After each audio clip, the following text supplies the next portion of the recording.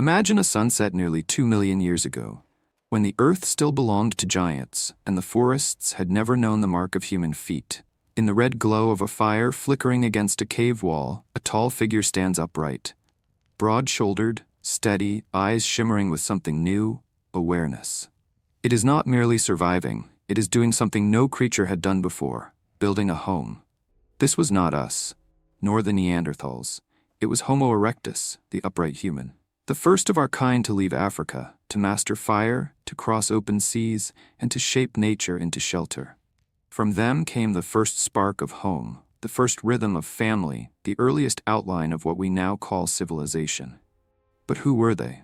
What did they see in that first firelight? And why did the very first humans who built houses vanish from the face of the earth? Join me as we travel back to a world without borders or maps, to meet the humans who built the world before us. When modern humans gaze at the sky, one question has followed us since the dawn of awareness. Where do we come from? It is both the oldest and the most persistent question in our collective memory, not born from curiosity alone, but from a longing to understand the roots of our own existence. In the late 19th century, Europe was basking in the glow of industry and science. Yet beneath all the triumphs of reason, a silent arrogance lingered, the belief that humans were born perfect, that we stood apart from the natural world, untouched by evolution. Darwin's theory of descent had shaken the foundations of faith, but few dared to look for proof. To most scholars, the idea that man had ancestors was almost blasphemous. And then came a man who refused to believe the Earth's past had already been written. His name was Eugène Dubois. Dubois was not an archaeologist by training, but a physician, a man consumed by a vision that bordered on madness. He believed that somewhere on this vast planet lay the remains of a creature halfway between ape and man, the missing link in Darwin's chain. In 1887, he left behind his career, his home, and his reputation, and sailed east, to the island of Java, a humid, disease-ridden land deep in the Dutch colonies. People laughed at him. They said he was chasing ghosts. But as history has shown again and again, every great discovery begins with someone being laughed at. On the banks of the Solo River, under the sweltering tropical sun, Dubois and his local workers unearthed something extraordinary. A thick piece of skullcap and a long, straight femur, unmistakably human, yet ancient beyond imagination. He named it Pithecanthropus erectus, the ape-man who walks upright. To Dubois, it was the proof that humanity had once been less than human, that we had evolved from creatures who dared to stand. But the world rejected him. The scientific elite of Europe mocked his find. Man could not have come from Asia, they declared. Civilization began in Europe, not in the jungles of the East. Their arrogance buried his discovery beneath ridicule and silence. For decades, his bones gathered dust in wooden crates, the evidence of an idea the world was not ready to accept. Yet truth has a way of resurfacing. 30 years later, on the other side of Asia, near Zhoukoudian outside Beijing, a new team of scientists unearthed a collection of fossils, fragments of skulls, teeth, and jawbones belonging to another ancient being. They called him Peking Man. When the two finds were compared, the revelation was undeniable. Java Man and Peking Man were one and the same. Both belonged to a single species, Homo erectus, the upright human. That name, simple, elegant, marked a revolution in thought. For the first time, humankind recognized itself as part of a lineage, not the pinnacle of creation. Homo erectus became the first chapter in the story of us, the proof that we were shaped by time, by struggle, by the patient hands of evolution. From that moment, the human story expanded far beyond the borders of belief. We were not divine exceptions. We were survivors, creatures who learned to stand, to walk, to endure. From the fragments of Java Man's skull, scientists reconstructed the shape of a being remarkably human. A broad chest, long legs, a curved spine, and a brain of roughly 1,000 cubic centimeters, smaller than ours but vast compared to any ape. A body built for motion, for travel, for survival. They were not beasts, they were wanderers. And in their eyes flickered the first glint of understanding. Without them, there would be no us. Because it was they who stood upright for the first time, and in doing so, lifted all of humanity with them. What Du Bois unearthed in Java was not just a fossil. It was humility itself. It forced us to confront a truth we had long denied, that we are not the center of creation, but a small part of an endless story. The discovery of Homo erectus did not diminish humanity. It ennobled it. It reminded us that greatness is not born of perfection, but of perseverance, that to be human is to rise, again and again, out of the dust. Today, with digital reconstructions of Peking man's face, we can finally look into his eyes and see something hauntingly familiar. He is not a stranger. He looks like us, because in a way, he is us. Our fear of the dark, our wonder at fire, our instinct to build and belong, all began with him. These are not just bones in the ground, they are the echoes of the first heartbeat of humankind. Du Bois died without recognition, but history at last spoke his name. He was the first man to stand upright against doubt, just as Homo erectus had stood against the wilderness. And through him, we began to see the beauty of our own imperfection. To this day, every excavation, every fossil, every whisper from the ancient earth, all trace back to that single act of courage, one man daring to ask, "Where do we come from?" and refusing to stop until the earth itself answered. So when we say Java man or Peking man, we are not naming relics. We are remembering the moment our species first looked into the mirror of time and recognized a reflection that was both ancient and human. And from that single fragment of bone, humanity found its beginning, not as divine creation, but as a fragile miracle carved by time itself. Because sometimes, to find who we are, we must dig deep into the darkness of the past. From a shattered skull buried in Java's soil, we learned that humans walked this earth long before us, and they did things no creature had ever done before. They stood, they hunted, they built, and soon they would begin to roam farther than any species had ever dreamed. The age of Homo erectus, the first great traveler of humankind, was about to begin. When humankind first stood upright, the world suddenly grew larger. Mountains, deserts, forests, all once unreachable, became paths waiting to be walked. To stand is to see farther, and when the eyes lift toward the horizon, the heart begins to follow. But to go far requires more than will. It demands a body that can endure, and in that endless trial of nature, Homo erectus became evolution's most remarkable invention, the first human truly born to move. Imagine their form. Tall between 5 and 6 feet, shoulders broad, legs long and powerful, bones thick and dense. No longer the hunched silhouettes of their ancestors, but beings sculpted for motion. The discovery of the Turkana boy skeleton, a nearly complete Homo erectus found in Kenya, revealed something astonishing. The proportions, the spine, the stride, all so close to ours. And yet, there was a difference. Everything about them was more. Their bones were 30% thicker than ours, their joints larger, their limbs heavier, their muscles wound tight by necessity. They lived in a world that punished weakness, under searing equatorial suns, hunted by predators, driven by hunger. To survive, they didn't need to be the strongest. They needed to be the most enduring. But endurance is not just strength. It's a kind of quiet genius written into the skin.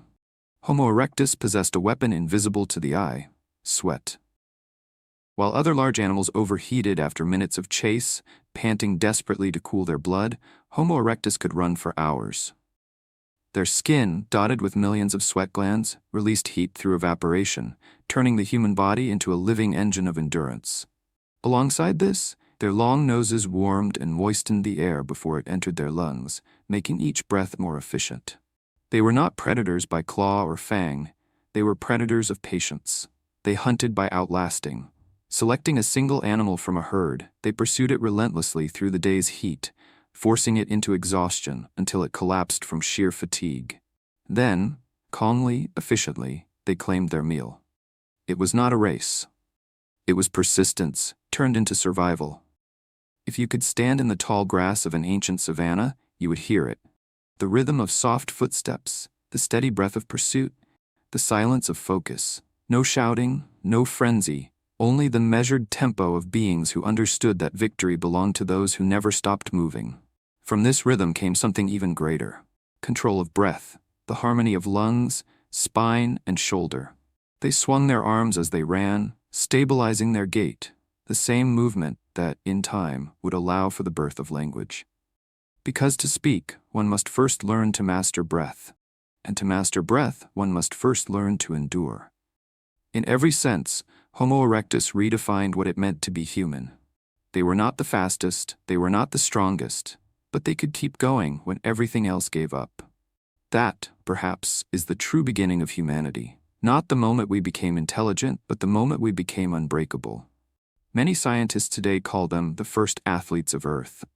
Their marathon was life itself, run daily across plains of hunger and fear. Each crack in their ribs, each worn knee joint, is a line of poetry written in bone, the story of a creature that refused to stop. Even modern biology remembers them. When researchers compare Homo erectus skeletons with the bodies of long-distance runners, the resemblance is uncanny. Same leg proportions, same balanced center of gravity, same breathing pattern. It is as if somewhere in our DNA, a voice still whispers, "Keep going." Endurance didn't just ensure their survival, it became their culture. With the ability to travel great distances, they carried ideas, tools, and perhaps even the first traces of proto-language across continents. Every migration was an exchange, every journey a lesson. Endurance became the first form of communication, a shared rhythm between companions who ran, hunted, and suffered together. From that shared rhythm came cooperation, empathy, and the beginnings of society. And though their world has long vanished, the design they left within us remains almost untouched. Our hips, our spine, our sweat, our stride, all built on the blueprint of Homo erectus. We live in air-conditioned cities now, we cross oceans by machine, yet our bodies still carry the memory of that ancient purpose. Run long enough, walk far enough, breathe hard enough, and you'll feel it, the heartbeat of an ancestor, pulsing through time. They were the first to learn that survival was not a gift, it was a skill. That the world doesn't belong to the strongest, but to those who can endure. And that endurance, when shared, becomes hope. Their bones tell us that they did not merely live, they persisted. Their eyes, fixed on the horizon, remind us that we are born from travelers. They turn pain into adaptation, and adaptation into strength. Because evolution, at its core, is not about perfection, it's about persistence. So when you breathe deeply after a long run, or steady yourself through hardship, you are reenacting a ritual millions of years old. Every drop of sweat, every ache of muscle, every heartbeat, it's not just yours, it's theirs. The legacy of Homo erectus lives within you. They walked across continents without maps, they crossed deserts with no compass but the sun, and each step they took widened the world. Not only the one beneath their feet, but the one inside their minds. For every time a human stands, breathes, and moves forward, the ancient story begins again. Their journey never truly ended. It continues, in our cities, our ambitions, our endless need to go farther. Because the race they began is still being run. And if you've listened this far, if you felt that flicker of something ancient stir within you, perhaps it's your ancestors calling through time, whispering, "Don't stop." Subscribe so we can keep walking this road together, back through the dust and across the millennia, to meet the humans who made the world before us, and to find, perhaps, a little more of ourselves along the way. There comes a moment in every story when the hero must leave home. For humanity, that moment happened nearly 1.9 million years ago, long before language, before maps, before even the idea of home existed. It was the moment Homo erectus looked beyond the horizon of Africa and began to walk. The wind across the savannas of the Great Rift Valley carried them north, step by step, across a landscape alive with danger and promise. To the east rose the highlands of Ethiopia and Kenya. To the north, the dry deserts that bordered the ancient Nile. Behind them lay the cradle of humankind, the only world they had ever known. Before them stretched the unknown, open plains, frozen mountains, lands without name. And yet they walked. No other creature had ever done such a thing. Animals migrate by instinct, following the scent of rain or grass. But Homo erectus was different. Their migration was not blind. It was driven by something invisible, yet unmistakable, curiosity. They followed the herds, yes, but also followed rivers, valleys, coastlines, natural corridors that whispered of food and water and safety. Each new valley discovered became a memory. Each mountain crossed became a story carried in the body. and in time those stories turned into routes, the first invisible map ever drawn upon the earth.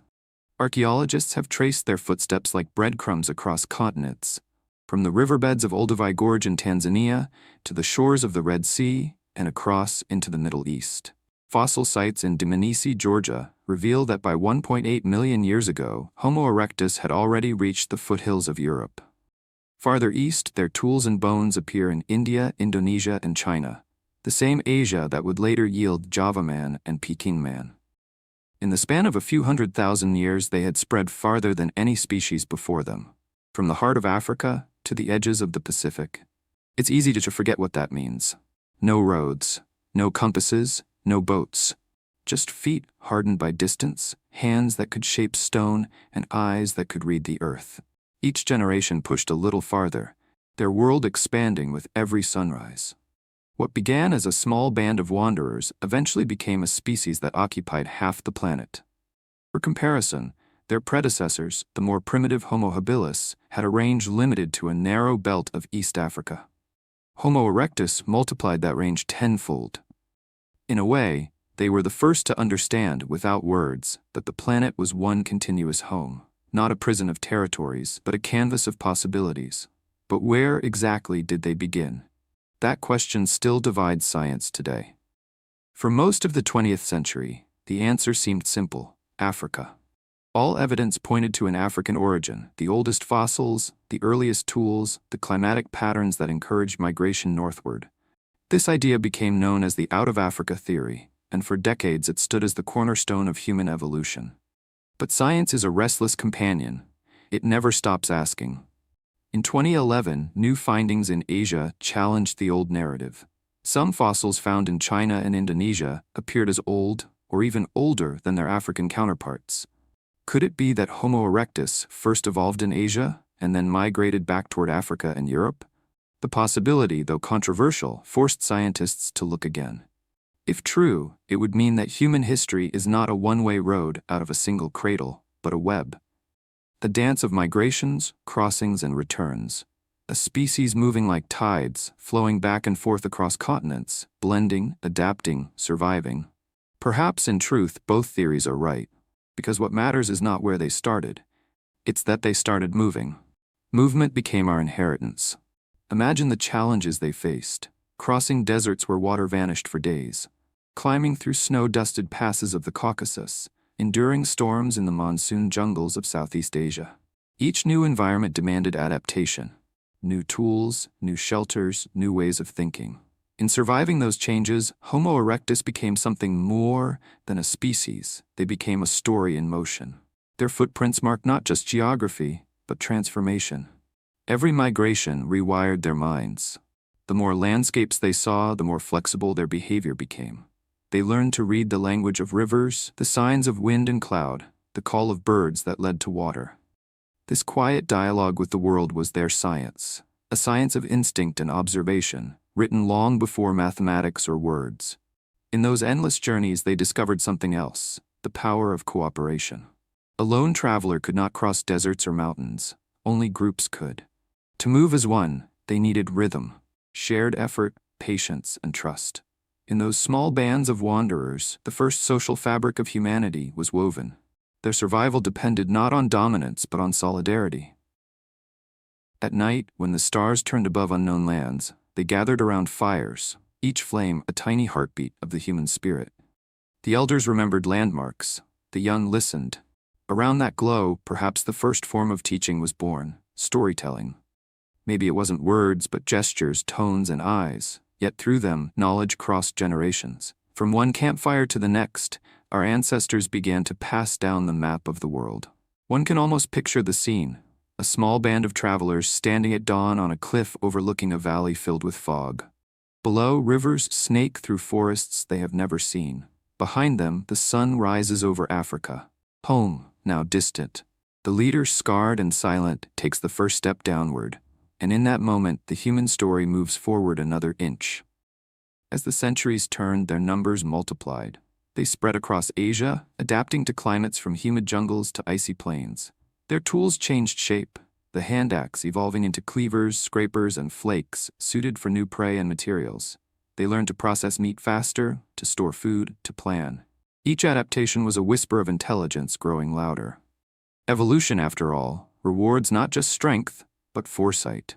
Even their bodies changed. Those who moved north grew stockier to preserve heat. Those who stayed near the equator remained tall and lean. Different populations began to diverge, yet the spirit of endurance bound them together. Wherever they went, they carried the same inheritance, the will to explore. It's humbling to realize that these early travelers accomplished all this without knowing what lay ahead. No destination, no reward, just survival, and perhaps something more, a longing to see what was beyond the hills. That longing has never left us. It's the same instinct that later sent us sailing across oceans, climbing Everest, walking on the moon. In every explorer, every scientist, every dreamer, the echo of Homo erectus still hums. Their journey also reminds us of a deeper truth. Movement is identity. The history of humanity is the history of migration. Borders, nations, and flags are recent inventions. For most of our existence, we belonged everywhere and nowhere. We were wanderers, not settlers, and in wandering, we became wise. By the time Homo erectus reached East Asia, the world had changed because of them. Predators had new rivals. Ecosystems shifted as humans spread fire and tools across the land. Yet, amid that dominance, they remained fragile, dependent on climate, on herds, on luck. They were gods of motion, but still children of the earth. Whether their journey began in Africa or Asia no longer matters. What matters is that they were the first to realize that the planet itself was home. Every continent, every forest, every river was part of one shared world. In that revelation, Homo erectus became truly human.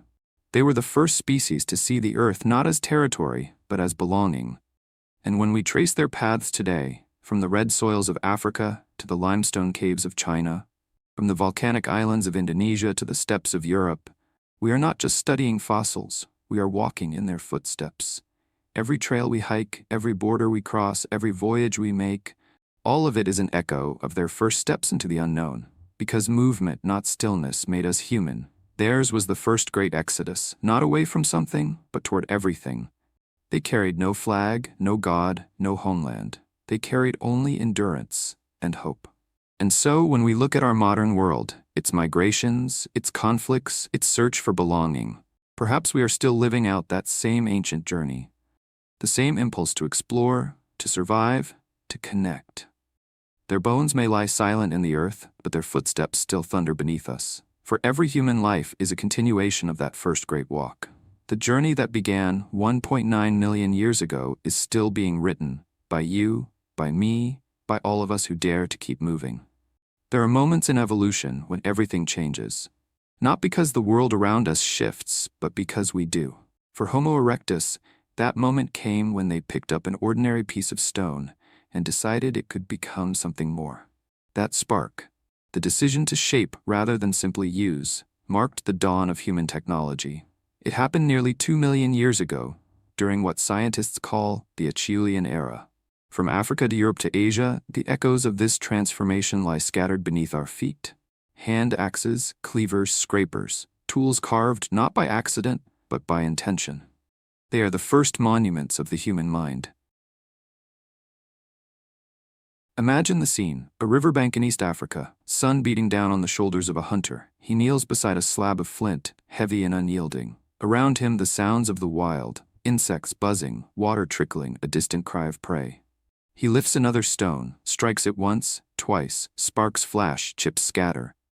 Bit by bit, the rough surface gives way to symmetry, an edge sharp enough to cut, a point balanced to pierce. In that moment, something silent and miraculous occurs. A thought becomes a tool, and a creature becomes a maker. The Acheulean hand axe, shaped like a teardrop, smooth on both sides, was unlike anything the world had seen. It was the Swiss Army knife of prehistory, a single object that could skin, chop, dig, and defend. But what made it extraordinary wasn't its function, it was its beauty. These axes weren't crude or random. Many were shaped with an artist's eye for balance, proportion, and even symmetry. To create one required foresight, to imagine the form hidden inside the rock before it appeared. That act of imagination was the first whisper of creativity, a prelude to art. Before Acheulean tools, earlier humans like Homo habilis made simple flakes, useful but limited. Each piece was the product of chance, a stone broken open and used as is. But Homo erectus looked deeper. They began to plan the strike before the blow. They understood that the rock contained potential, that every fracture followed a logic. By learning that logic, they mastered control. In a very real sense, they discovered physics. They learned angles, pressure, and force without ever naming them. Each blow of stone against stone was a lesson in cause and effect, a small triumph of mind over matter. The Acheulean Revolution wasn't just about tools, it was about thinking ahead, and this, perhaps more than anything, marked the birth of human intelligence.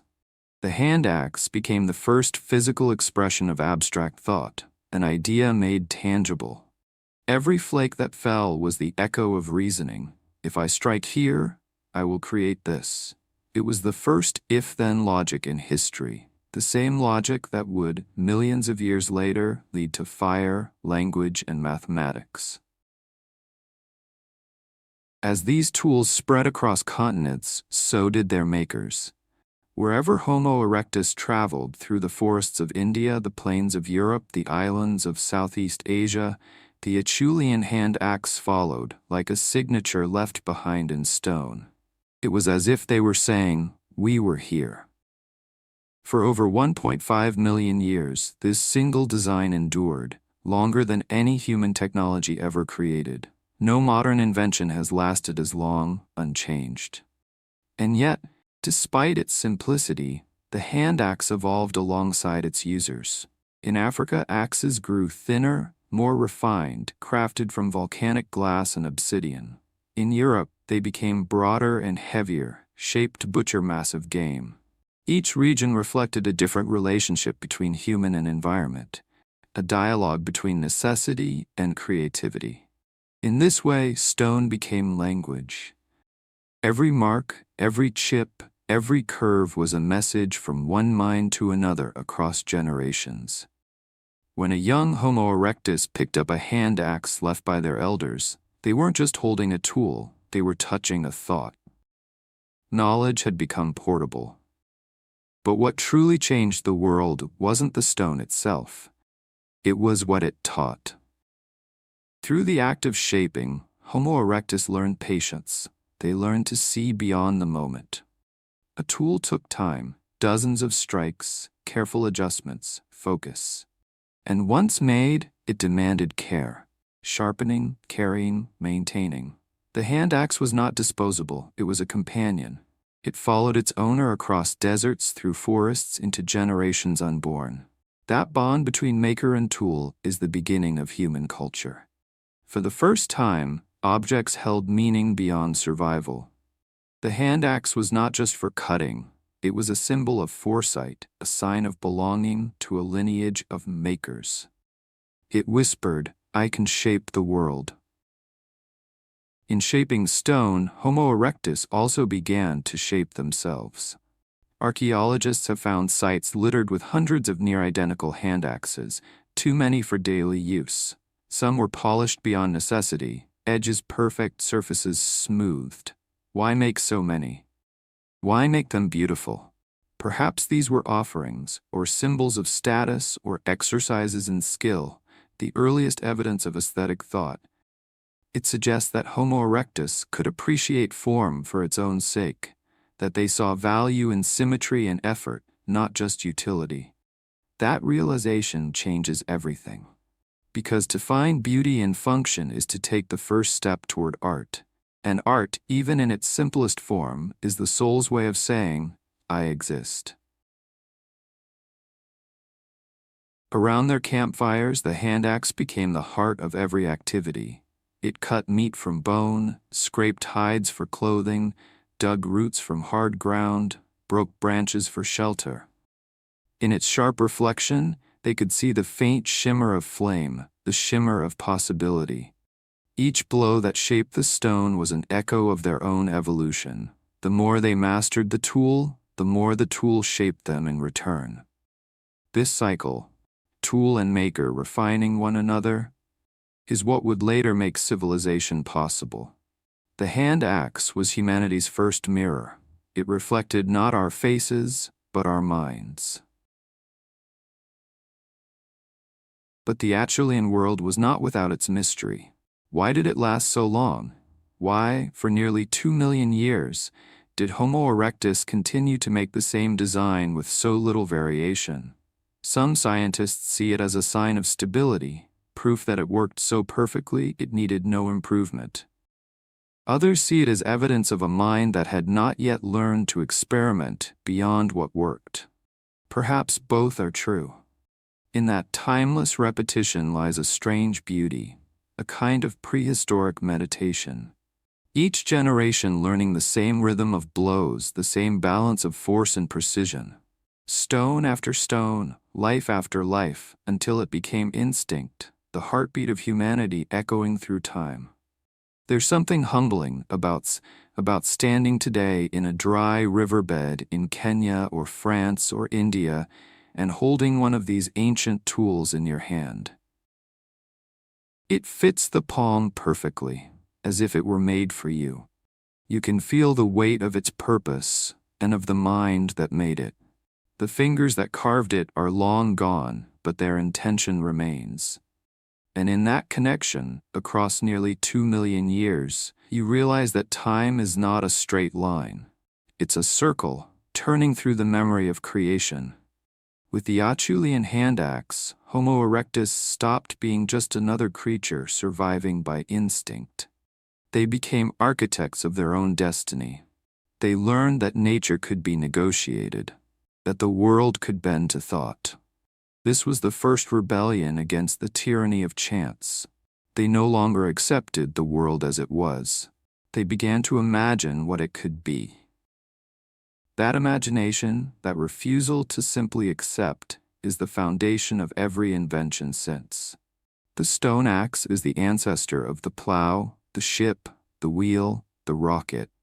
It's the same story, written again and again, the human hand shaping the world. And yet, as powerful as the hand axe was, it was not their greatest weapon, because a single tool, no matter how sharp, can only do so much. The true power of Homo erectus was what happened when they began to teach, when knowledge became shared. One mind could make a tool. 100 minds could change the world. And so, the Acheulean revolution was not just a technological leap, it was a social one. It required imitation, demonstration, communication. In teaching each other, Homo erectus discovered community, the power of many minds acting as one. That, more than the stone itself, was their masterpiece. So next time you see a simple rock, remember, there was a time when a single strike turned stone into civilization. When intelligence was measured not by words but by rhythm. The rhythm of hand against rock, patience against time. That rhythm still echoes in every craftsman, every engineer, every dreamer who dares to shape what others see as unshapable. The hand axe was the first heartbeat of progress, steady, ancient, and still pulsing within us. There was a time when humans were prey, when the night belonged to teeth and claws, and the sound of breathing in the dark meant danger. We hid in the shadows, huddled in fear, listening to the roars of lions and the laughter of hyenas. The world did not know mercy, only the law of fang and hunger. But something changed. One day, the hunted began to hunt back.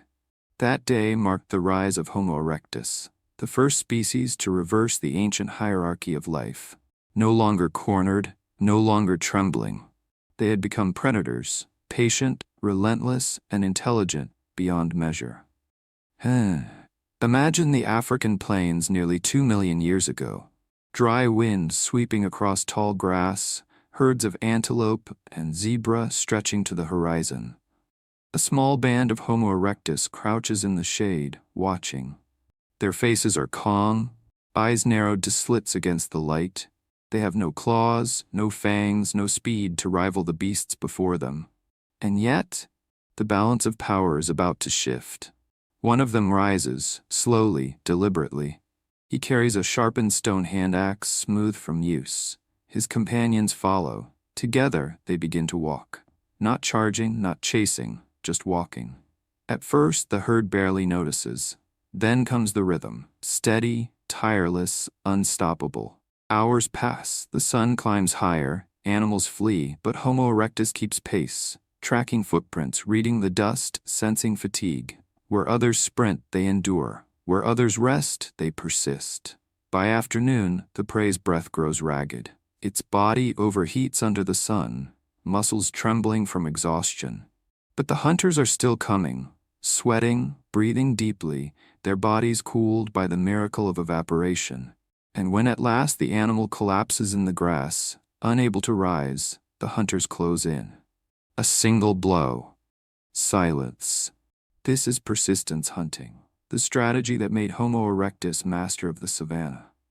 They didn't win through brute strength, they won through endurance, intelligence, and cooperation. The hunt was not a sprint, it was a test of will. For the first time, humanity claimed a throne no other creature could occupy, the apex of the food chain. The fossil record bears witness to this transformation.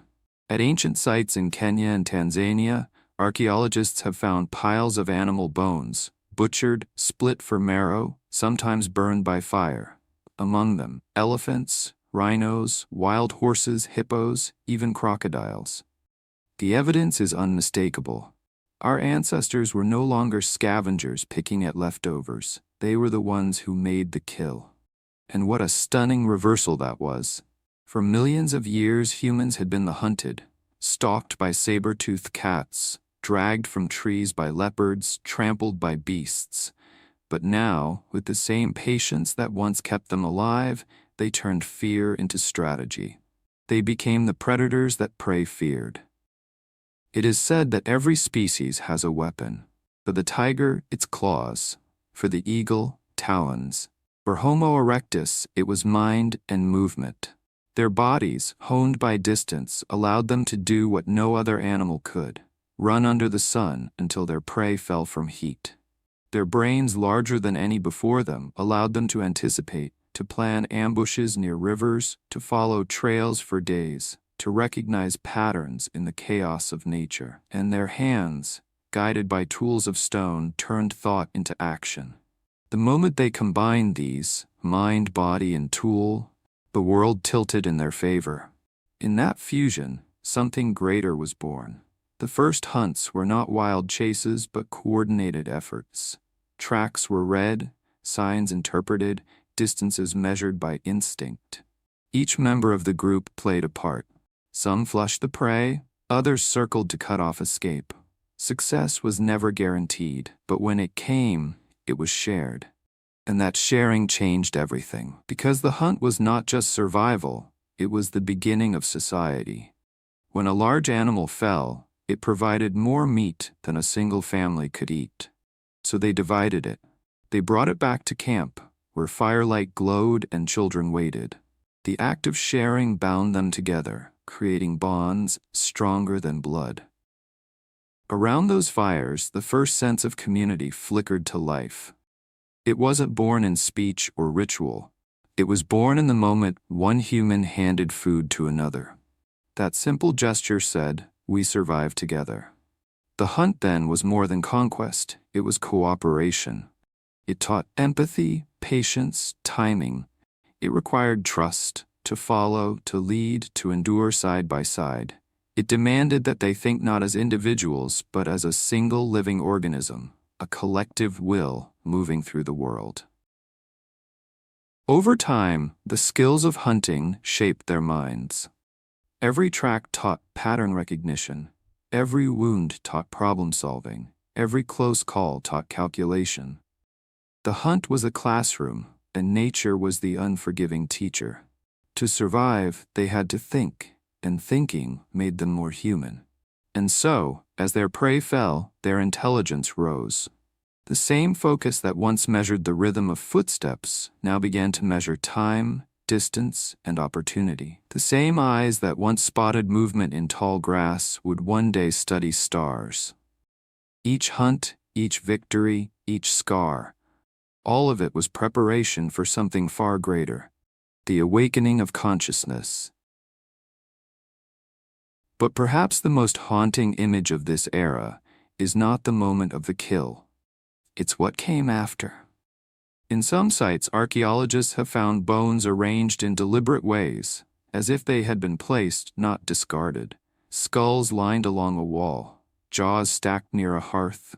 Was it ritual, memory, gratitude? We cannot know, but the pattern suggests awareness, a flicker of respect, perhaps even remorse. Maybe deep in their minds, Homo erectus understood what they had taken and gave something back in silence. Because to dominate the wild is to also recognize one's place within it. When we picture these early hunters, we often imagine savagery. But look closer, and you'll see something different. Their eyes are focused, yes, but not cruel. Their movements are efficient, but not reckless. They hunt because they must, but they do so with balance, in harmony with the rhythms of the earth. They kill to live, not to conquer. And perhaps that is the secret of their success. They were predators, but never separate from the world they hunted. They were still part of the great chain, still bound by its laws. And in that delicate balance between dominance and humility, they found their place. Modern humans inherited that instinct, the need to challenge, to push beyond limits. We no longer hunt on the savannah, yet the same pulse beats within us, the same patience, the same fire, the same drive to pursue something until it's ours. Only the prey has changed. Today we chase knowledge, creation, connection, but the hunt remains the same. To be human is to pursue, and to pursue is to become. As night falls over the ancient plains, the hunters return to their camp. They are weary but triumphant. Smoke curls into the stars as laughter, low and brief, breaks the silence. Children touch the hand axes with awe. The smell of roasted meat fills the air. A new kind of power hums through the group, not just the power of life, but of purpose.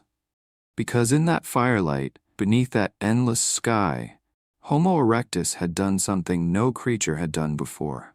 They had turned the act of survival into the act of creation. They had rewritten the story of the earth. And from that night onward, the world would never again be ruled by beasts. The reign of fang and claw had ended. The age of thought had begun. Now, look around you. Every skyscraper, every space spacecraft, every dream we chase, all of it began with those first footsteps through the grass. We still hunt. Only now, our prey is the impossible. If this story made you see our ancestors differently, tell me, what do you think drove them most? Hunger, fear, or curiosity? Leave your thoughts below, because just like them, our understanding grows when we share it.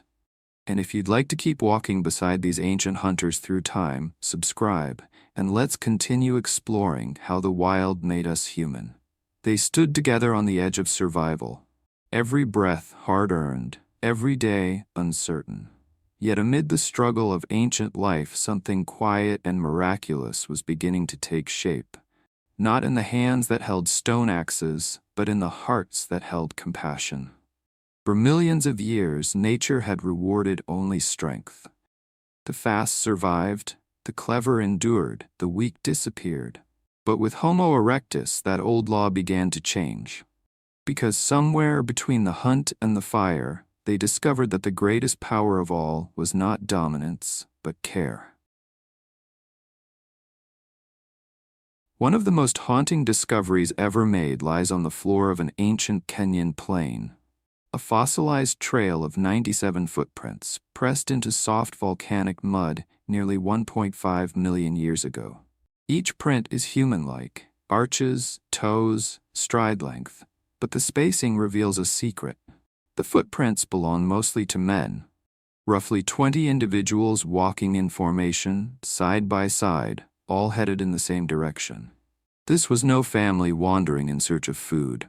This was a hunting party, evidence of division of labor, the first spark of organized society. Men on the move, united by purpose, some tracking prey, others scouting ahead, each step a silent testament to cooperation. Behind them, perhaps miles away, stayed the others, women, children, elders, gathering plants, caring for the young, tending to fires. Different roles, shared destiny. It was the beginning of something that would define humanity forever. The idea of us. For the first time, survival was no longer a solitary act. The hunt required trust. One man could not bring down an elephant or a rhino alone. They needed to coordinate, to anticipate, to move as one. And when the hunt was over, they returned together, carrying not only the spoils of meat, but the burden of responsibility. To feed those who could not hunt. Around the flickering flames of their camps, this new rhythm of life emerged. The strong brought back food. The caretakers prepared it. Children learned by watching, their small hands mimicking the motions of their elders shaping stone. The elderly, once considered a burden in the animal world, became teachers, keepers of memory. Their wisdom traded for protection. It was no longer just survival of the fittest. It was survival of the community. Archaeologists have found bones that tell this story more powerfully than any words. One skeleton, an elderly Homo erectus, was discovered completely toothless. Every molar, gone. By every rule of nature, such a creature should have starved. And yet the bone growth around the sockets showed years of healing. He lived long after losing his teeth. How? Because others must have fed him. Tender scraps of meat, soft marrow, cooked organs. He was kept alive not by chance, but by kindness. In another site, a young boy's skeleton shows severe scoliosis, a twisted spine that would have made hunting or walking impossible. Still, he lived long enough for his bones to heal. Another adult shows signs of crippling disease yet managed to survive for years. In the merciless wild, these people should have perished. But they didn't. They were protected, cared for, loved. Love. That's a bold word to use for the ancient world. But what else could it be? Compassion doesn't appear in fossils, yet its evidence lies in what should not exist, the living remnants of the weak. Homo erectus was the first to see value in a life that could no longer give back, to recognize that a tribe is stronger when it refuses to abandon its own. That realization was the seed of everything that would follow: morality, empathy, family, civilization itself. The campfire became the center of this new social world.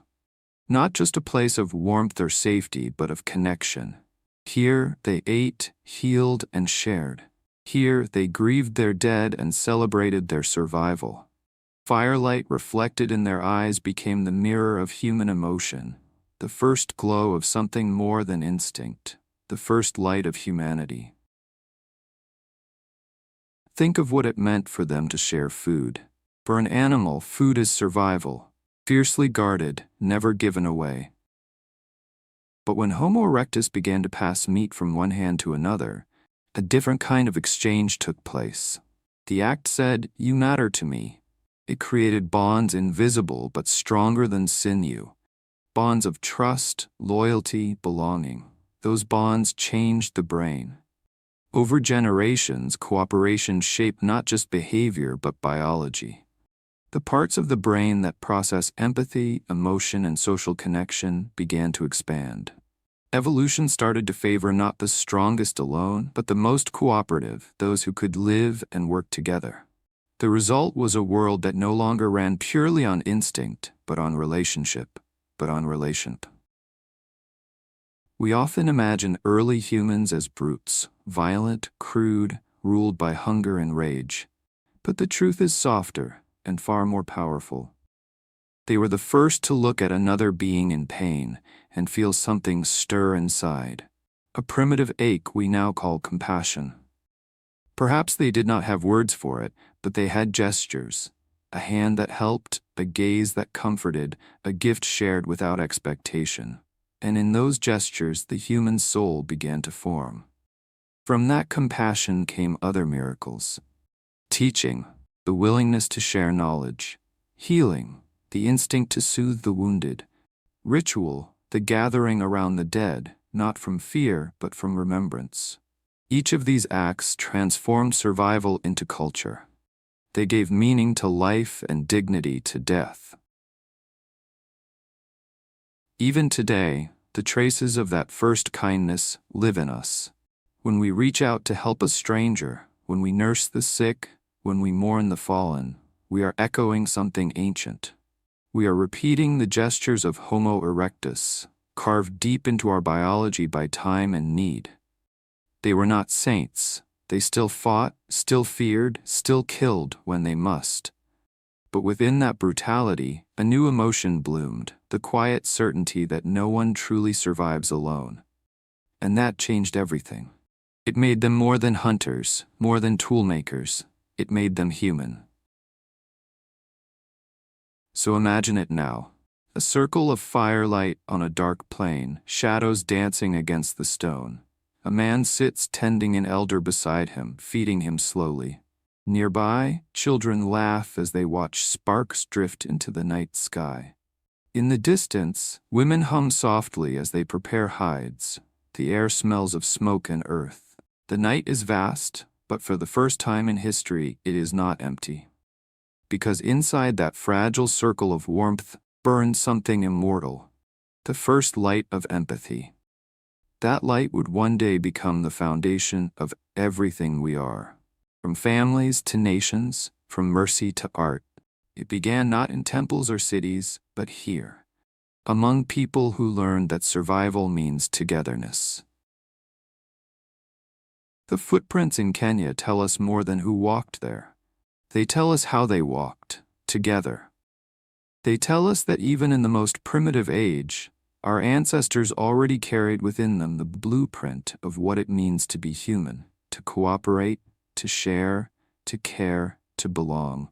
And from that belonging came all else: love, morality, civilization.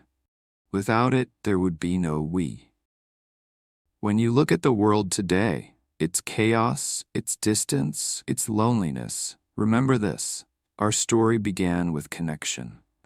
Long before cities or empires, long before gods or kings, we were simply people gathered around a fire, learning to care. That was the moment the human heart was born. If this story stirred something in you, tell me, what do you think was the first true act of humanity? A hunt shared, a life spared, a hand extended in kindness? Leave your thoughts below. Because every story of compassion, ancient or new, keeps that first fire burning. And if you want to keep traveling through these forgotten ages with me, subscribe, and together, we'll follow the light that made us who we are. There are few sounds in history more sacred than the crackle of fire. It is the heartbeat of warmth against the endless cold, the whisper of survival in a world of predators and night. And once, long before cities and light, before gods and kings, a group of our ancestors sat in darkness, and for the first time, the night obeyed them. It began not with invention, but with awe. Somewhere in the plains of Africa, 1.5 million years ago, lightning struck a dry tree, setting the world ablaze. Animals fled, smoke swallowed the horizon. When the storm passed, only ashes and embers remained. The others, beasts, birds, even primates, kept their distance. But one species dared to step closer. They reached out not to destroy, but to understand. That moment was the birth of firekeeping, the first human relationship with an element that could both nurture and kill. At first, they did not create fire. They borrowed it, carried burning branches from natural blazes, tended embers through the night, shielding them from wind and rain. Perhaps one among them, a figure we will never know by name, was chosen to guard it. The first firekeeper. Their duty was sacred, because in that tiny orange glow lay everything: safety, food, warmth, hope. For thousands of generations, humanity learned to keep fire alive. They learned its moods, how dry wood burns faster, how damp grass smothers it, how dung keeps it smoldering through the night. They learned to feed it as they fed each other, carefully, reverently. If the fire died, so might they. For this reason, some groups likely carried fire across distances, holding embers in hollowed stones or bundles of moss, ensuring that the flame would never go out. Fire became their companion, their heartbeat, their fragile sun. It transformed the unending dark into something human. Under its light, shadows no longer threatened, they danced. Predators that once hunted them now lingered at the edge, their eyes glinting with fear. The hunted had turned into keepers of the light. But fire did more than protect. It transformed. Meat roasted over flame became easier to chew, safer to eat, richer in energy. Roots softened, toxins burned away. Cooking released nutrients that fueled their growing brains. In time, this simple act, applying heat to food, rewired evolution itself. Fire didn't just feed them, it made them smarter. It also lengthened their days. Where darkness once meant retreat, now it became gathering. At dusk, the tribe returned to their circle of warmth. There, they worked, repaired tools, and, perhaps for the first time, simply existed without fear. They could think, they could dream, and in that extra time carved from night, humanity's mind began to wander. Imagine that first fire circle, sparks rising like stars, faces glowing red and gold, eyes flickering with reflection. Children huddled close to warmth, listening to the elders murmur softly, hands gesturing through the smoke. They might not have had words, not yet, but rhythm, sound, expression filled the air. The first language may have been born not from necessity, but from wonder. For in firelight, people finally saw each other clearly. They learned to read faces, to listen to tone, to feel emotion in another's voice. Fire didn't just cook food, it cooked connection. The oldest evidence of human-controlled fire is faint but powerful. Charred bones and burned earth found in Kenya, in South Africa's Wonderwork Cave, date back over 1.5 million years. There, our ancestors tended flames deep underground, sheltered from the wind. Later, in sites across Europe and Asia, dating to around 400,000 years ago, signs appear of true mastery, the ability to create fire at will. The moment humanity learned not just to borrow the flame, but to summon it, the world itself changed. To create fire was to command nature, to make warmth from cold, light from dark, to hold power over transformation itself. From then on, the earth no longer ruled humanity. Humanity began to rule the earth. And yet, fire was never tamed, not fully. Even now, when we strike a match, a part of us still feels that ancient reverence, that thrill of danger. Because fire gives, but it also takes. It is both creation and destruction, the twin forces of our existence. It forged our tools, hardened our weapons, but also burned our forests, our homes, our cities. We learned early that to master fire was to understand balance. It demanded respect, and in that respect, the first spark of spirituality may have ignited. Fire became a symbol. To those early humans, it was warmth, protection, rebirth, perhaps even something divine. It was the first God we ever worshipped, and the last we ever forgot. Scientists believe that once fire became central to daily life, it transformed human relationships forever. With warmth and light came intimacy. People could sit closer, share more. They could communicate across generations, forming oral traditions long before language took shape. Fire gave humanity not just survival, but story. It turned scattered individuals into tribes, tribes into families, and families into memory. Some anthropologists even argue that the act of gathering around a fire shaped the very architecture of our minds. The rhythm of conversation, the turn-taking, the way we share silence and attention. The glow of fire was the first stage of civilization, the original classroom, the first theater, the beginning of home. To look into a flame is to look into time itself. The same flicker that once lit the caves of wonderwork now glows in our homes, our cities, our candles. Every spark carries the memory of that first ember, the one that refused to die. Each time we light a fire, we repeat the oldest human ritual, the act of keeping darkness away. Even today, the symbolism endures. We speak of passing the torch, of burning with passion, of keeping the flame alive. The metaphors of fire are the metaphors of life itself, because deep down, we are still the species that guards the light.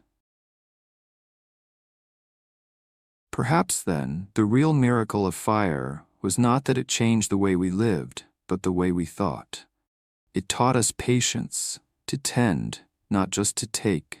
It taught us imagination, to see beyond the immediate. It taught us empathy, for only in the company of others could the flame survive the night. In a world of predators and storms, fire was the first fragile proof that humans could create safety, not from isolation, but from togetherness.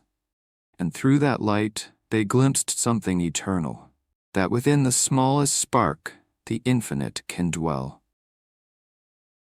So the next time you see a fire, whether a campfire, a candle, or the glow of a screen, remember this. You are looking at the same miracle that once changed the fate of our species, the same light that gave us warmth, gave us words, gave us thought, the same fire that burned in their eyes still burns in ours.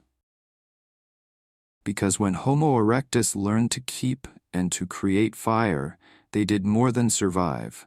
They lit the path for everything that would come after: art, story, language, love. They taught the earth what it meant to shine. Now it's your turn. What do you think fire meant to those first humans? Was it survival or something sacred? Leave your thoughts in the comments below. And if you'd like to keep following the trail of our ancestors through time, subscribe and join us as we step into the light that made us who we are. There comes a moment in every great story when survival turns into something more, when existence begins to shape beauty, when necessity gives birth to imagination. For Homo erectus, that moment was the dawn of culture. They had conquered hunger and fear. They had learned to hunt, to share, to keep the flame alive through the endless night. And now something began to stir within them, an urge to create, to build, to express. It was the first whisper of civilization, the birth of voice. Before words, there was sound. Before language, there was rhythm. The rising hum of emotion made flesh. The human throat, still rough and undeveloped, began to carry meaning through tone and gesture. A cry that once meant only fear now carried nuance, warning, call, affection. A single sound could summon help or soothe a child. Somewhere between growl and melody, language began. The fossils tell us this was not chance. The structure of the throat and hyoid bone in Homo erectus shows early control over breath and pitch. The part of the brain responsible for speech, Broca's area, had already expanded. Their communication may not have been fluent speech as we know it, but it was enough. Enough to coordinate a hunt, to teach a child, to call out across the plains, "I am here." And in those primitive calls, the world changed. Because language is not merely sound. It is connection. It's how thought leaps from one mind to another. It's how memory escapes the body and becomes shared. Each word, or what would become a word, was a step toward empathy, art, and story. When they began to name things, the world gained meaning. And through meaning, humanity began to dream. The first homes with thought came place. For the first time, humans began to create space, to define a boundary between themselves and the wild. The oldest known structure in the human record, a circle of stones discovered in Tanzania, nearly 1.7 million years old, may have been nothing more than a ring of rocks. But within that ring, history turned a page. Was it a windbreak? A shelter? The remains of a gathering place? We can't know, but the pattern, deliberate, geometric, speaks of intention. Someone decided that this spot, not another, would be home. Centuries later, in what is now Germany, archaeologists found the remains of a hut built around a fire pit, dated to around 700,000 years ago. The posts were driven deep into the ground, covered with earth, stone, and branches. Inside lay the charcoal of a long-dead flame, the ghost of a winter long survived. This was no cave, no accident of nature. It was architecture, humble, fragile, yet profound. The first walls humanity ever raised were not to keep others out, but to keep warmth in. The meaning of shelter. A home is not merely a place to sleep. It is a statement of belonging. For Homo erectus, to build a home was to declare mastery over the environment, to say, I will not wander forever, I will make a place for myself. It was also a way to survive the cold, the rain, the uncertainty of changing seasons. The hut was a promise that even against nature they could endure together. From that promise, culture grew. The home became the heart of human identity, a place for family, for memory, for rest. In its flickering firelight, stories began to form. Perhaps a parent pointed to the flames and made a sound that meant safe. A child echoed it. That echo became tradition. Tradition became civilization. And yet, these were not houses of stone or cities of walls. They were made of branches, skins, and faith.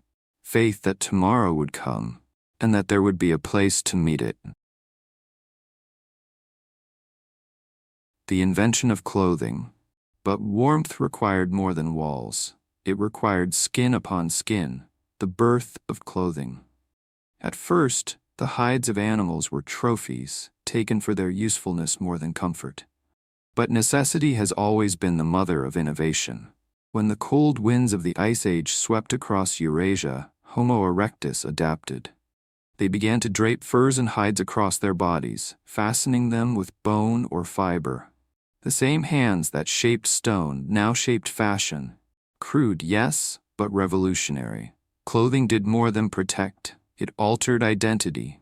It blurred the line between humanity and nature, turning animal skin into a symbol of human ingenuity. For the first time, people could walk where no human had walked, into snow, into wind, into survival itself. And perhaps, as they wrapped themselves in the fur of beasts, they felt something symbolic, a sense of transformation, as if they had taken on the strength of what they once hunted. The hunter had learned to wear the hunted, not out of vanity, but out of evolution. The dawn of aesthetics. With clothing and shelter came beauty, or at least the beginning of it. A neatly placed stone, a symmetrical hut, a decorated hide. These were not accidents, they were expressions of pride. Homo erectus began to care how things looked. Symmetry, order, balance. The same instincts that once shaped their tools now shaped their lives. In these acts, we glimpse the birth of art. A home arranged by design, a hide worn with intention. These are early symbols of self-awareness. They say, I exist, I choose. Culture begins when humans start to arrange the world not only to survive in it, but to reflect themselves within it. The mind awakens. Everything they touched, fire, tools, language, shelter, clothing, changed the structure of their thoughts. Their brains grew in both size and complexity. They began to anticipate the future, to plan for the unseen, to act not just for now but for tomorrow. And in doing so they crossed a line that no other species ever would. For the first time in the story of life, a creature was no longer ruled entirely by instinct. They were ruled by choice. They began to shape the world in their image, carving not just stone, but meaning. The dawn of culture was not an explosion. It was a slow sunrise, each ray a small victory, a word, a wall, a cloak. And together these small victories built the foundation of everything that would come: art, society, belief. The birth of home. Picture it now. A hut of branches stands against the winter wind. Inside, a fire burns low, glowing on the faces of its inhabitants. A child wrapped in furs leans against their mother's shoulder. An elder mends a hide with a sharpened bone. Outside, the snow falls softly, but inside there is warmth, there is belonging, there is life. This is not just a shelter, it is the first home, the first heart of humanity. From this moment forward, wherever people have built walls and lit fires, they have carried the same instinct: to gather, to protect, to share. Every home built since then, from a mud hut to a skyscraper, is an echo of that first circle of stones. The thread of humanity. Language gave them connection. Shelter gave them security. Clothing gave them freedom. Together, these three inventions marked the dawn of civilization. They were the tools, not of survival, but of identity. Homo erectus had become more than a creature of earth. They had become the architect of experience. They had written the first verse of the poem that is humanity. And yet, their story was not over. Because Homo erectus did not stop at land or language. They looked to the horizon once more, at the endless expanse of water shimmering in the distance, and wondered what lay beyond. They would not be content with walls and warmth. They would go farther than any living being had gone before. What do you think made our ancestors build the first home? Fear of the wild, or the desire for belonging?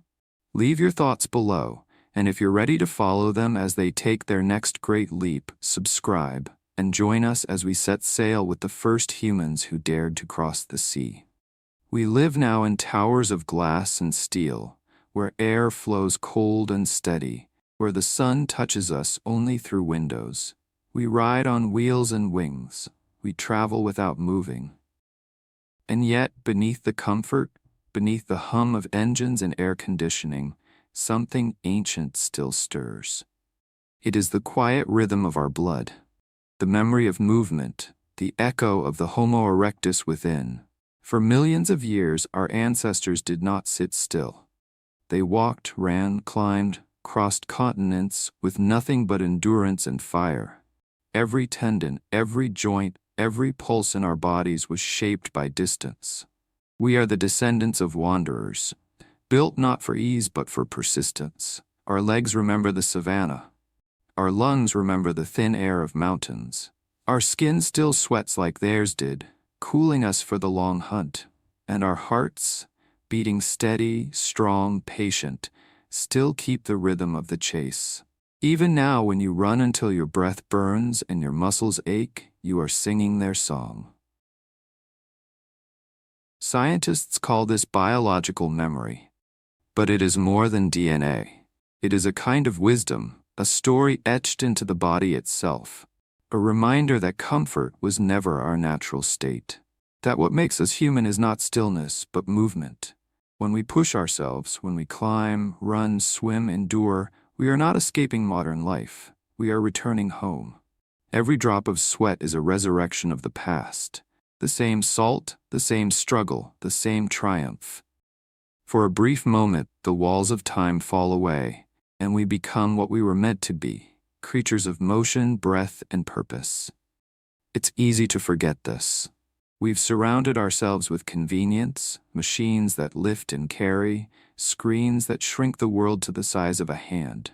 But deep within, the body waits, quietly restless, silently longing. It wants the sun, it wants the horizon, it wants to move. When Homo erectus rose each morning, the world was not guaranteed. The day ahead was a question. Would they find food, water, safety?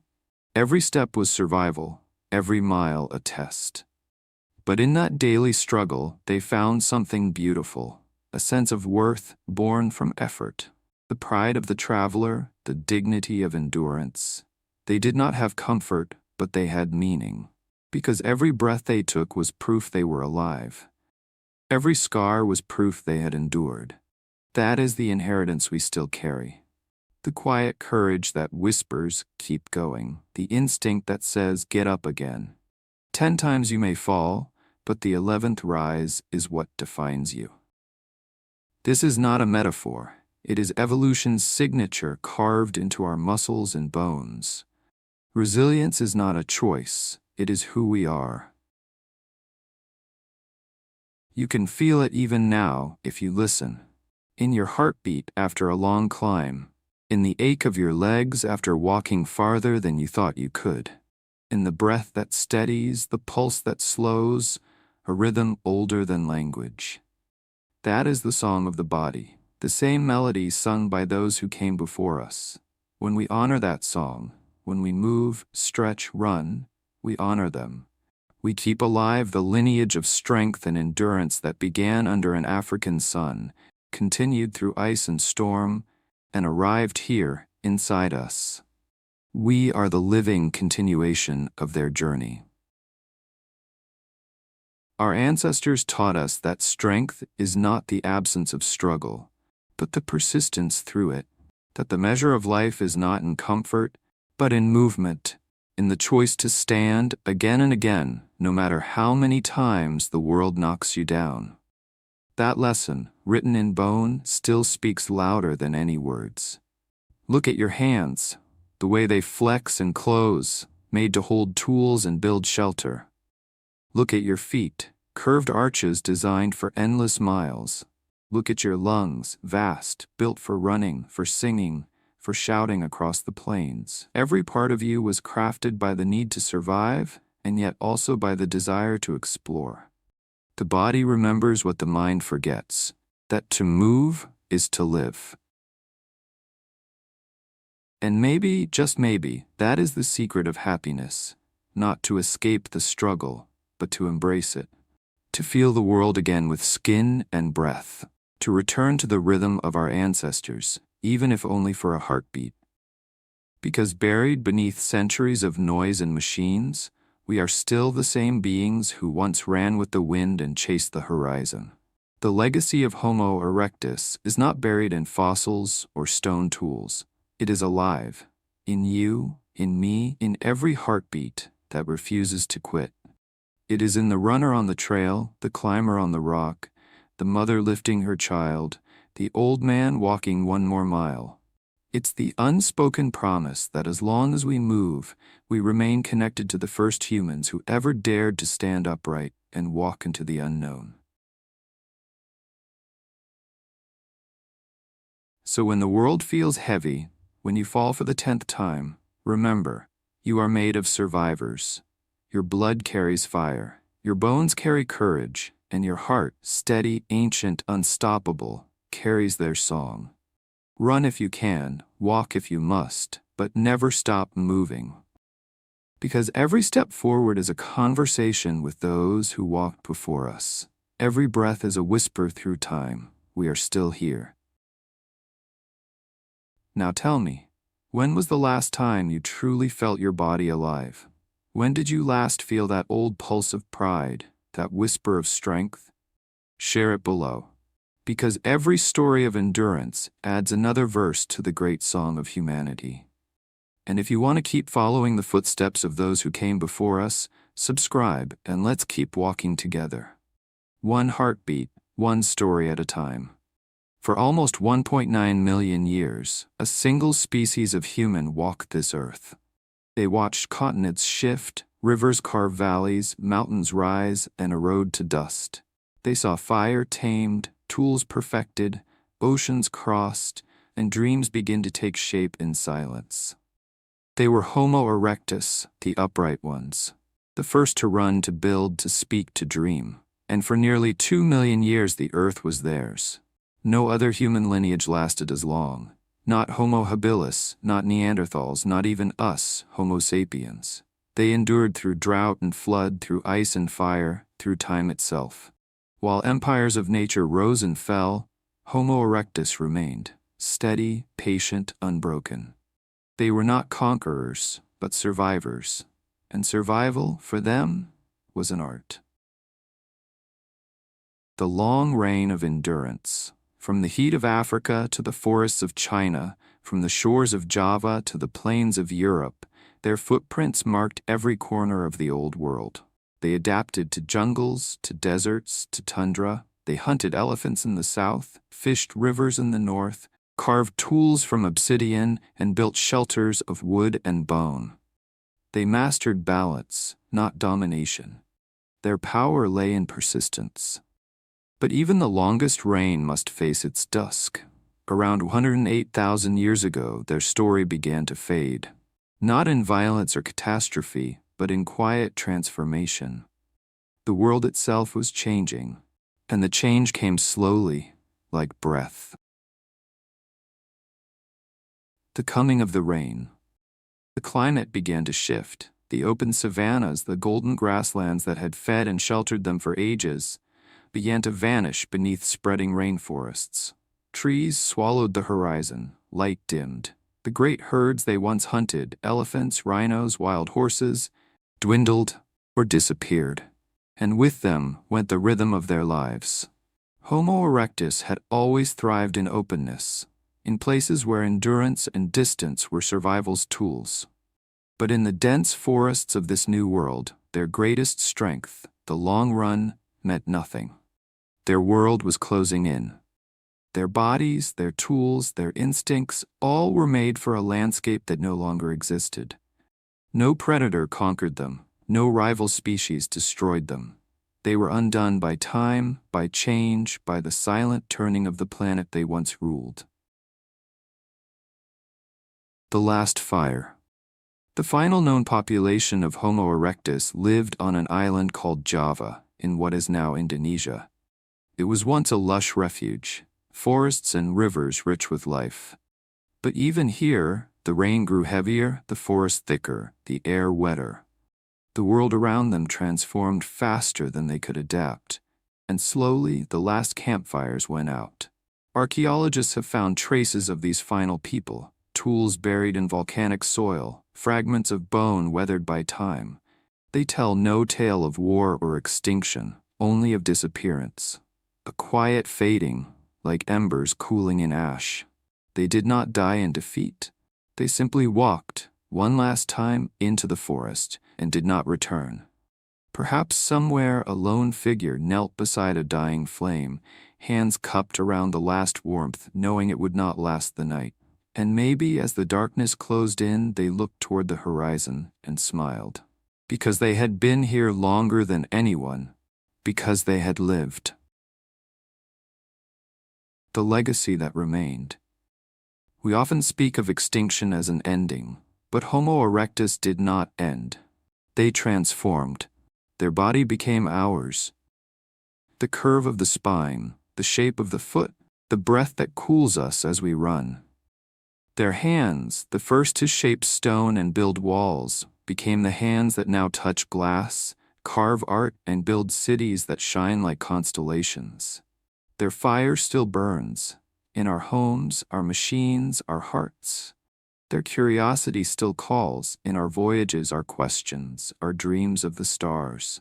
Their courage still speaks, every time we leave safety in search of something greater. We are their inheritance. Every heartbeat, every idea, every journey is a continuation of their story. Their DNA hums quietly in our cells, whispering, keep moving, keep creating, keep enduring. The quiet triumph. It's strange to think that the most successful human species in history disappeared without a sound. No tombs, no monuments, no written words, and yet their monument is everywhere. It is the world itself, reshaped by their endurance. They were the bridge between beast and thought, between nature and culture, between survival and meaning. Without them, there would be no us. They are the invisible architects of the human condition.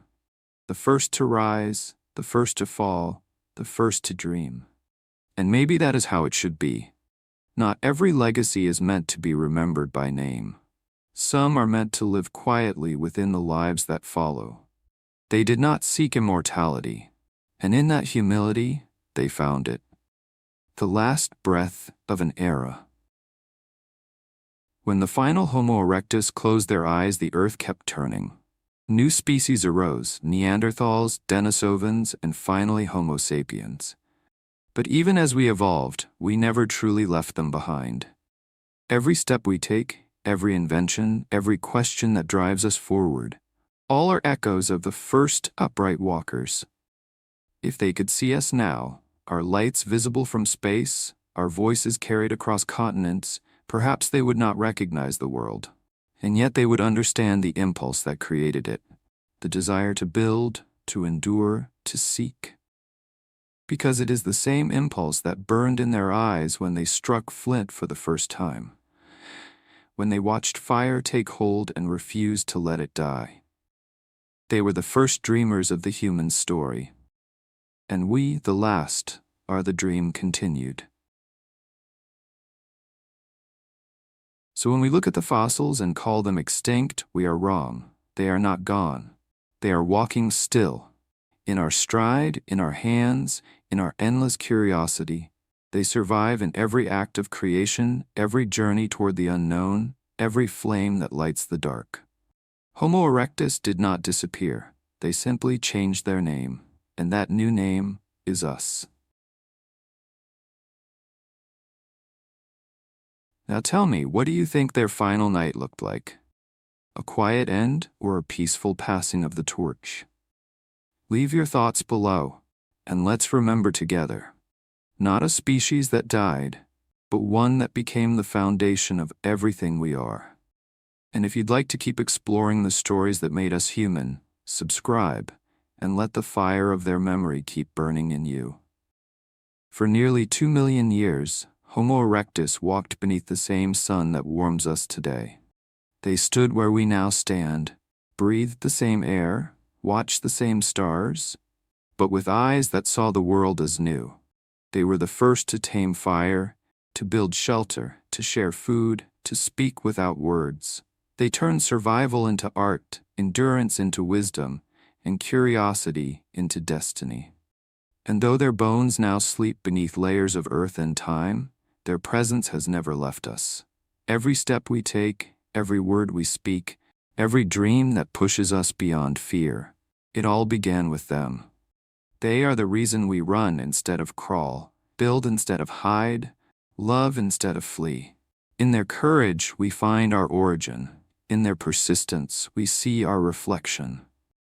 Their story teaches us this. Humanity was never about strength. It was about endurance, imagination, and kindness. We are not the end of their story. We are its continuation, its evolution, its living proof that curiosity can outlast extinction. The fire they carried through the ages still burns in our hearts, the same flame that drives us to explore, to create, to care. So tonight, as we close this journey, take a moment to feel that flame inside you, the quiet warmth that connects us to every ancestor who refused to give up. They are not gone.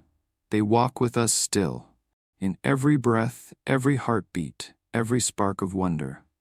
Thank you for walking this ancient path with me through the silence of time and the echoes of our beginnings. If their story moved you, if you felt even a flicker of that old fire within, stay with us. Like them, our journey has only just begun.